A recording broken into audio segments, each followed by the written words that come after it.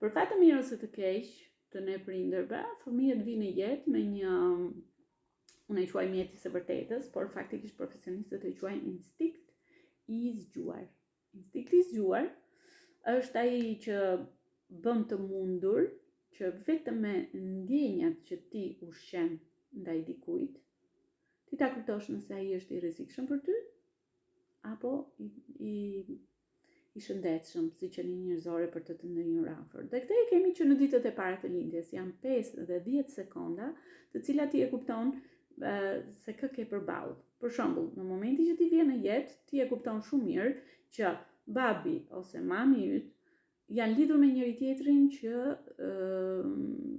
të sjellin në jetë si produkt i dashurisë. Pra, kanë bërë atë punën e madhe me veten, që të jenë të pavarur shpirtërisht dhe financiarisht, fizikisht, çdo gjë të jenë të pavarur nga familja e origjinës. Pra, dy që një krejt afta të cilat e duan njëri tjetrin, kanë kërkuar, kanë bërë plane për ty që të sjellin në jetë. Dhe fëmia këtë e kupton me njëherë që foshnjë. Janë ato 5-10 sekonda të cilat ti e kupton nëse je pjell e dashurisë midis këtyre dy njerëzve që kanë vendosur të sjellin në jetë, apo je produkt i një shoqërie që i ka imponuar mamit dhe babit tënd, për shembull gjyshi apo ku di un shokët etj, se ngele beqar, ha martohu, bëj dhe ti si gjithë bota, rehatohu, gjej një grua që të bën hizmet, etj. Pra, fëmia e kupton me njëherë nëse është i mirë pritur në këtë jetë nga prindërit e vet, apo është i keq pritur. Dy janë gjërat, o jo i keq pritur, o varet si lind. Tani, ky lloj instinkti i zgjuar të shërben ty që nesër pas nesër kur të lidhesh me shokët e tu, me shoqet, çdo njeriu që të del përballë, partnerin tënd të ardhshëm, një shok që mund të të bëjë keq ose mund të jetë i mirë për ty, ti e ndjen, nuk e mendon. Por në momentin që ti futesh në shkollë, aty nga mosha 6 vjeç, ky instinkt fillon e verbohet. Dakor?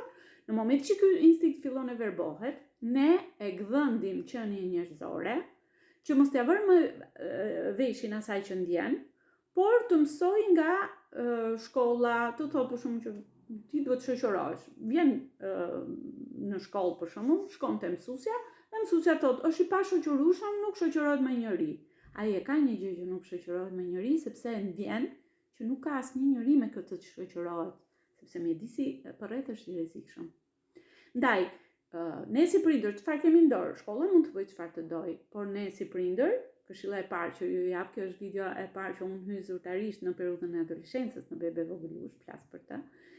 Merrni, pini një kafe, nxirrni përpara një akullore dhe thuajini fëmijës tuaj, ajo ndjenja e parë, çasti i parë kur ti përballesh me një njeri, ato 5-10 sekonda ti ndjen se ai njeri është i rrezikshëm për ty, ai njeri është i rrezikshëm për ty. Pra, përshtypja e parë nuk është asnjëherë e gabuar. 99% e rasteve kjo lloj ndjenje për çdo kënd që ti gjatë jetës e takon për herë të parë, vërja veshin asaj ndjenje.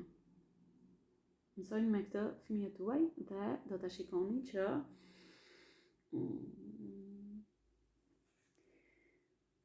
do të bëni diçka për mbijetesën e fëmijëve. Okej? Ju përshëndes. Shihemi